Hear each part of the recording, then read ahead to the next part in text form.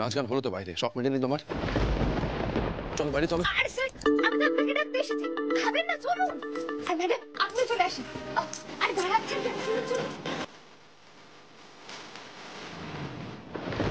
শালিনী, আমি তোমাকে কতটা ভালোবাসি সেটা আমি জানি, কিন্তু এই মুহূর্তে ফুলকিকে ছাড়া আমার পক্ষে সম্ভব না।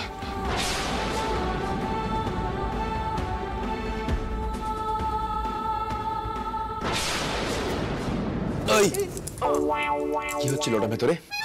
স্যার, মা কালী না আজ আমার উপর অনেক দয়া করেছে, অনেক ভাবে। জয় মা কালী। ফুলকি, তোমার এই আড়ি পেতে কথা শোনার অভ্যেসটা পাল্টাও, বলে দিচ্ছি। আরে বাবা স্যার, আমি আড়ি কই পাচ্ছিলাম? আমি তো আপনাকে খুঁজতে এসেছিলাম। তারপর যদি ম্যাডামের গলার স্বর আপনার গলার স্বর আমার কানে যায়, সেটাও কি আমার দোষ নাকি? বড্ড বেশি ফাজিল হয়ে গেছো তুমি। আমি না একটা সময় বুঝে পাই না তোমায় ঠিক কি শাস্তি দেওয়া উচিত। গাঁটটা মারা উচিত না কান বলা উচিত? বেশি পাকামো। চলো।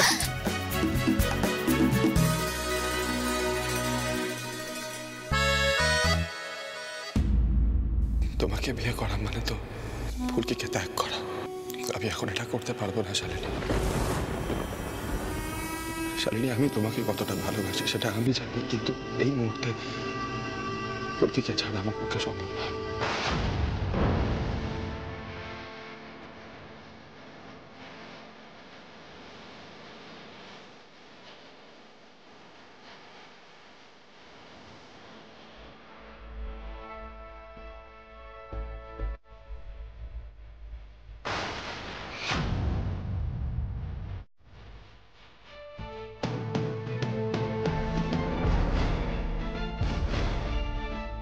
এই সরি সরি সরি, কি হয়েছে?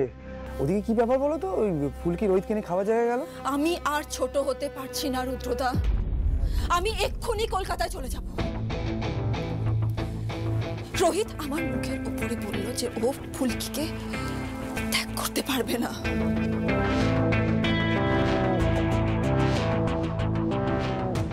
এতটা অপমানিত আমি কোনোদিনও ফিল করি না। একটা গেও মেয়ে যার জন্য প্রত্যেকটা মানুষ অতিষ্ঠ হয়ে যাচ্ছে, সেই মেয়েটাকে ছাড়তে পারবে না বলে ও শালিনী মিত্রকে রিফিউজ করলো। ও যে আমাকে এখনো ভালোবাসে সেটা আবার অস্বীকার করলো না, কিন্তু স্ট্রেঞ্জ। আচ্ছা আচ্ছা, মানে যাকে বলে আউট অফ লাভ সেরকম কেস না, মানে এখন তোমাকে ভালো সেটাও ভালো। প্লিজ রুদ্রদা, আমি এখনই আর কি মুডে নেই। আমি কলকাতা। আরে শোনো শোনো শালিনী শালিনী শালিনী, মাথাটা ঠান্ডা করে একটু প্লিজ শোনো। দাঁড়া। এই যে রোহিত তোমাকে এখনো ভালোবাসে, সেই ভালোবাসার একটা সুযোগ তুমি নেবে না? একটা সামান্য মেয়ের কাছে, ফুলকি দাসের মতো মেয়ের কাছে তুমি হেরে যাবে? তুমি একটু, আচ্ছা তোমার যেটা ভালো মনে হয় তুমি সেটাই করবে, কলকাতায় চলে যাবে। একটু বসো, দুটো কথা বলি প্লিজ, শান্ত হও, চলো এসো।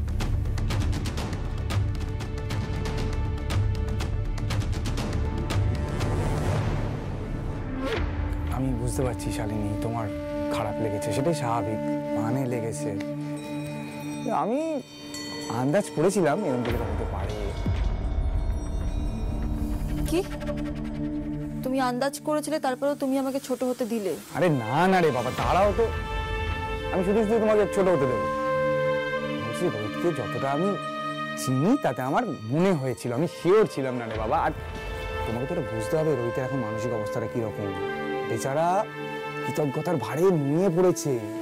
এই যে আড়াবাড়ির জঙ্গলে ওই ভাঙা বাড়িতে ফুলকি ওকে এতটা মেন্টাল সাপোর্ট দিল, তারপরে হসপিটালে যত্নাতি করে সেবা শুশ্রূষা করে ওকে সুস্থ করে তুললো। তারপরে এই যে একের পর এক বক্সিং ম্যাচ ফুলকি জিতছে, কার জন্য? রোহিত স্যারের মুখ উজ্জ্বল করার জন্য তো। রোহিত স্যার ওকে এত সহজে কি করে ছাড়বে বলো তো শালিনী? যেটা করতে হবে, রোহিতের ভিতর থেকে তোমার জন্য ভালোবাসাটা বের করে আনতে হবে, বুঝতে পেরেছো? আমি বলতে চাইছি, রোহিত যদি এটা জানতে পারে যে তুমি রোহিতের ভালোবাসার জন্য নিজেকে শেষ করে দিতে চাইছো, তাহলে তো ভালোবাসাটা আরো প্রকট হবে, তাই না? তুমি কি বলছো আমি সত্যি বুঝতে পারছি না রুদ্রদা। না, বুঝে যাবে, বুঝে যাবে, এত শক্ত কিছু আমি বলছি না। তুমি বরং একটা কাজ করো, তুমি আপাতত এইটা রাখো। ধরো। কি এটা?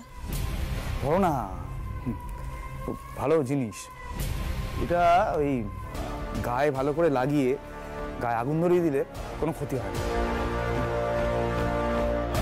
আরে বাবা, ওই সিনেমায় স্টান্টম্যানরা এগুলো ইউজ করে ওই স্টান্ট ফান দেখায়, দেখো নি আগুন জ্বলছে সারা গায়ে, এই জেলটা লাগিয়ে নেয়। এই জেলটা গায়ে লাগিয়ে গায়ে আগুন ধরে। মানে তোমার কি মাথাটা পুরো খারাপ হয়ে গেছে রুদ্রদা? শালিনী মিত্র, আমি একটা নামকরা বক্সার, আমি কেন এত বড় একটা রিস্ক নেব? মাথা খারাপ নাকি আমার? আরে বাবা, তোমাকে আমি কিছু বোঝাতেই পারি না। আমি বলছি তো কোনো রিস্ক নেই। আমি কি চাইবো তোমাকে আগুনে পুড়িয়ে মেরে দিতে? আরে কিছু হবে না, ভালো করে একটু গায়ে মাখবে, মেখে তারপরে আগুন লাগিয়ে দেবে, বেশ খানিকক্ষণ আগুন ওখানে থাকলেও কিছু হবে না। আমার কথা শুনে নাও আগে, অদ্ভুত কথা তো জিনিস বলছি। তার আগেই এইটা গায়ে মেখে আগুন ধরিয়ে দিলে তোমার কোনো ক্ষতি হবে না, কিন্তু রোহিত কি বুঝবে?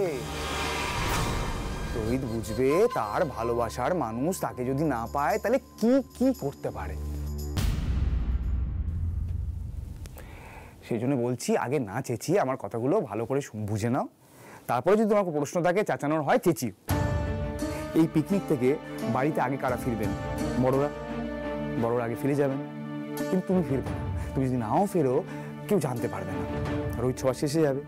তুমি সময় বুঝে গায়েটা ভালো করে মেখে আগুন ধরিয়ে সুইসাইডের একটা বাহানা করবে। রোহিত তোমাকে বাঁচাতে ছুটে আসবেই, মানে রোহিত তোমার কাছে আসছে জানলেই কাজটা করো, বুঝতে পেরেছো? তারপরে রোহিত যখন তোমাকে ওই অবস্থায় দেখবে, তোমাকে আর কিছুতেই অবজ্ঞা করতে পারবে না, বুঝতে পেরেছো? তোমার কথায় উঠবে, তোমার কথায় বসবে। দেখো শালিনী, আমার কি মনে হয় জানো, এই ফুলকির মতো একটা সামান্য মেয়ের কাছে তোমার হেরে যাবার কোনো মানেই হয় না। তার উপর আবার 10 একর জমির ব্যাপারটা আছে, সেটা আবার বিনামূল্যে। আমি যদি তোমার জায়গায় থাকতাম তাহলে আমি এই কাজটা করেই ফেলতাম। আমার মনে হয় তুমিও করেই ফেলো, তাতে তোমার ভালোই হবে। এখন আমি তো তোমাকে জোর করতে পারি না, বড় হয়েছো, বুঝতে শিখেছো, যা তোমার ভালো মনে হবে তুমি তাই করবে। চিন্তা করো না, ডাক্তার আমার সব ফিট করা আছে, মানে সবাই ঠিক টাইমে চলে আসবে, অসুবিধা কিছু হবে না। কি বলছো? না বললে আমি চলে যাচ্ছি, আইল বি গন। শালিনী, আমি তোমাকে কতটা ভালোবাসি সেটা আমি জানি, কিন্তু এই মুহূর্তে ফুলকিকে ছাড়া আমার পক্ষে সম্ভব না।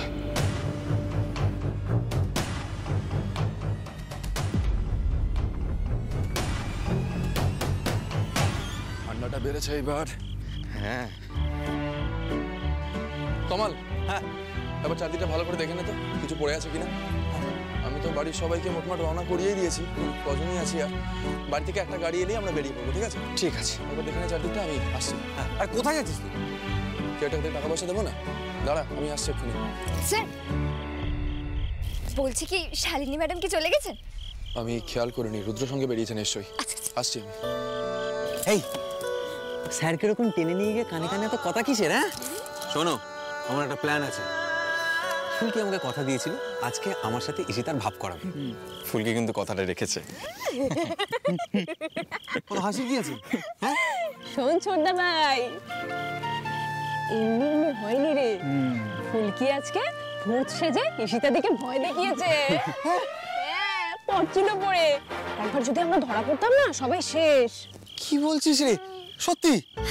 কিন্তু আজকে কিরকম সারাদিন ঈশিতা দিদি তোমায় জড়িয়ে ধরেছিল। মানেটা কি? ওই ভূতটা তুমি? আগে হ্যাঁ ওই এদিকে আয়। শোন, ওই থিয়েটারের লোকজনরা এই বাড়িতে কিছু মেকআপের জিনিসপত্র রেখে গেছে। ফুলকি সেখান থেকেই সবকিছু নিয়েছে, আবার রেখেও দিয়েছে। কি বুঝলি? কি বলছে? ফুলকি,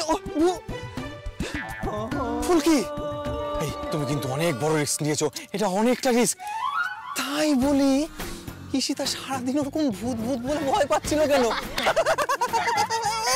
তবে যাই বলো না কেন, ফুলকি কিন্তু আজ আমাকে খুব আনন্দ দিয়েছে, সে যেভাবেই হোক। তাই আমিও ফুলকিকে কিছু দেবো তার বদলে। কি? আহা! রোহিত তোমাকে আজকে মনের কথা বলবে, আর আমার কাছে আছে সেই মহৌষধি। কি? আমার সেই স্পেশাল মহাজাগতিক ফলের রস। ওই যে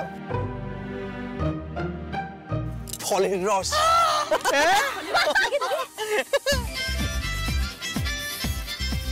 এই যে রোহিত আর ফুলকি দুজনেই খাবে। ঠিক আছে তো? এত সুন্দর একটা পিকনিক হচ্ছে, তাই এটা একটা ভালো এন্ডিং দেবো না? তমাল, হ্যাঁ। তোর কাছে কোনো জলের বোতল আছে রে? আমার না প্রচন্ড জলের তেষ্টা পেয়েছে, ঠিক আছে? আমার গলা শুকিয়ে যাচ্ছে, সব গাড়িতে তুলে দিয়েছি, জল খাওয়া না পারলে। আছে তো জল মা কালী, তোমার দাদা ফলের রসটা দাও। দাদা দে দে দে দে দে। এই নে রোহিত, এই নে, চ চ করে মেরে দে। খেয়ে না ভাই। Thank you. Yeah, welcome.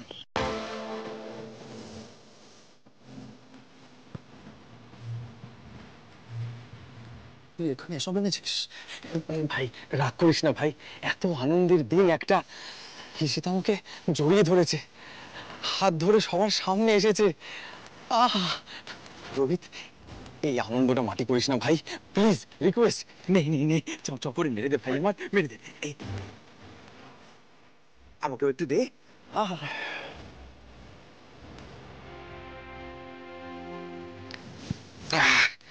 আজকে যা মজা হচ্ছে না পিকনিকে।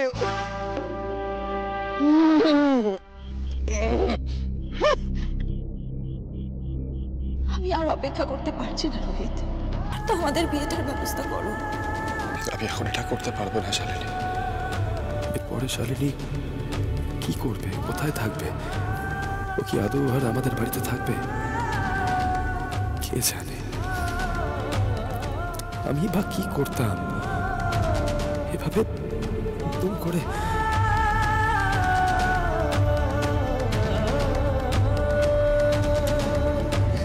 রোহিত, এই নে, মেরে দে। নে নে নে, আরে হাঁ কর না, আরে। এই ধান দিদি, তুমি এদিকে এসো। বলছি ফলের রসটা আমিও একটু খেয়ে নি, বলো? আরে বাবা, এই ফলের রসটা খেলে না আমার মনে সাহস আসে। আমি আগে দেখেছি, আর স্যার যখন মনের কথা বলবে সেটা শোনার জন্য তো আমার মনে সাহস দরকার। একটু খেয়ে নি।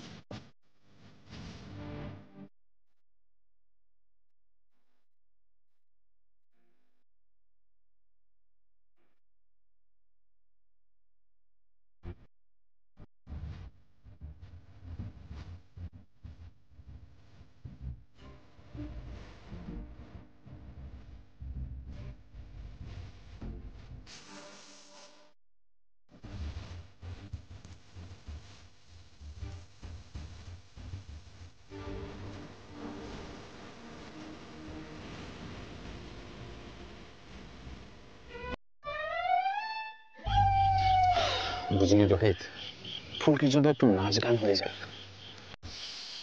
মানে বলছি, আমরা ফুলকির জন্য একটু নাচ গান করি। দেখ, যতক্ষণ আমরা এখান থেকে নবাবগঞ্জের বাড়িতে যাচ্ছি ততক্ষণ একটু এনজয় করি, একটু।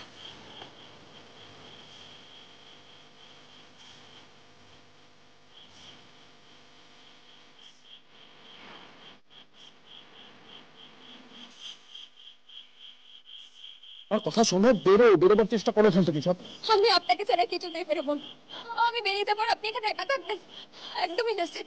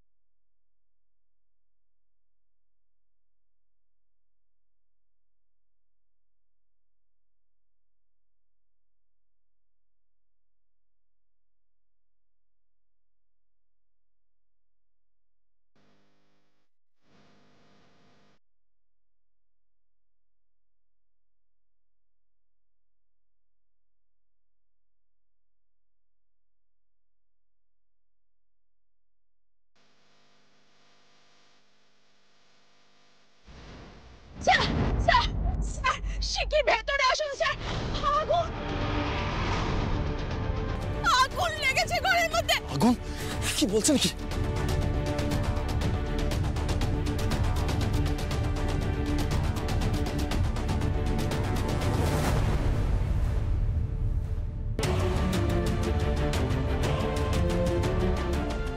স্যার স্যার এই ঘরটা থেকে হঠাৎ আগুনের হলকা দেখতে পেয়েছি। ঘরের ভিতর কেউ নেই তো, সবাই তো বাড়ি চলে গেছে। হ্যাঁ, এ তো শালিনীর গলার আওয়াজ। আপনি যে বললেন ম্যাডাম বাড়ি চলে গেছে। শালিনী, শালিনী দরজা খোলো। দাদা এক্ষুনি দমকলকে ফোন কর, এক্ষুনি কর। আগুনটা লাগলো কিভাবে? স্যার আপনি দাঁড়িয়ে থাকবেন না, দরজাটা ভাঙুন। হ্যাঁ দা ভাই।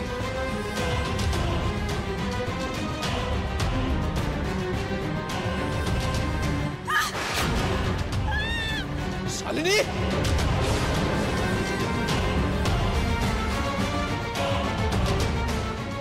শালিনী, শালিনী ভাই, আমি এসে গেছি, তোমার অ্যাম্বুলেন্স ডাক।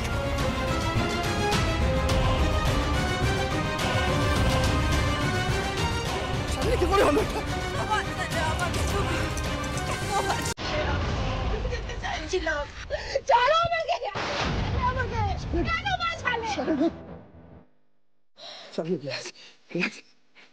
শালিনী, শালিনী, তোমার জানো তাড়াতাড়ি।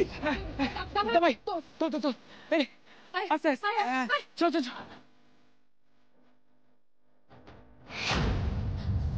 এটা কি হলো মাকালি?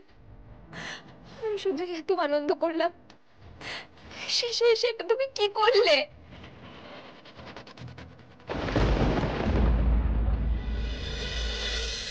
সাবধানে নিয়ে, সাবধানে নিয়ে।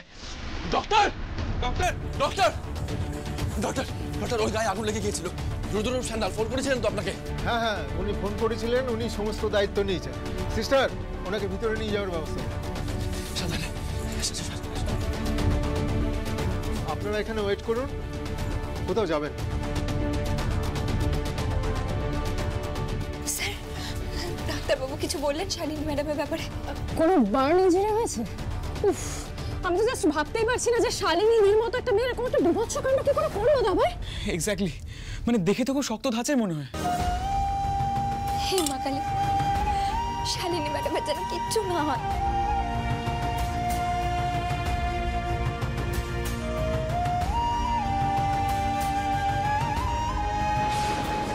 আমার ব্যবহারের জন্যই কি এটা হলো?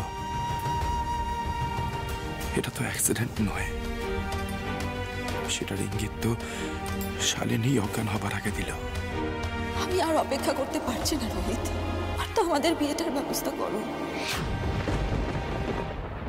রোহিত, রুদ্রতারা এসে গেছে। রুদ্রতারা নিজেদের বাড়িতেই গেছিল, যেটুকুনি ওদের সাথেই আছে। আমি বাড়িতে কাউকে কিছু জানাইনি, বুঝলি?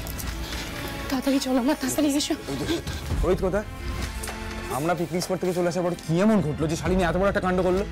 মাগো, আমি তো ভাবতেও পারছি না শেষে কিনা শালিনী, ভগবান না করুক কিছু যদি একটা হয়ে যায় তখন। না দিদি, কিচ্ছু হবে না, কিছু হবে না। এরকম বলিস না, এরকম ভাবিস না। না কিছু হবে না, কিছু হবে না। কিছু হবে না। ডাক্তারবাবু, কি অবস্থা শালিনী? স্যার, আপনি এসে গেছেন, পেশেন্টের জ্ঞান ফিরেছে। আপনাদের মধ্যে একজন গিয়ে ভিতরে দেখা করতে পারে। এই রোহিত, যাবি তো? তুই যা, দেখা করে। আমি এখন ওকে ফেস করতে পারবো না রুদ্র, তুই যা প্লিজ, আমি পরে যাব। মা, তুমি যেতে চাও তো? হ্যাঁ, একবার তো যাবই, তুমি আগে যাও।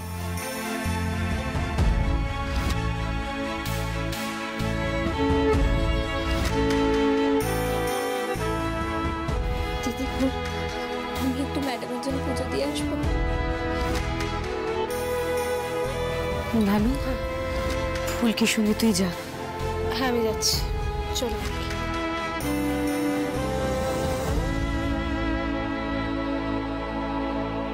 বাবু, হ্যাঁ মা, আমি না ভেতরে গেলাম, বুঝলি? যাও। সকলে কি বিপদেই না পড়েছে। স্যার তো ভেতরে ভেতরে শেষ হয়ে যাচ্ছে। মা কালী, তুমি একটু দেখো, একটু দেখো যেন সব দিক সামলে ওঠা যায়। আমি আসছি তোমার কাছে, আসছি।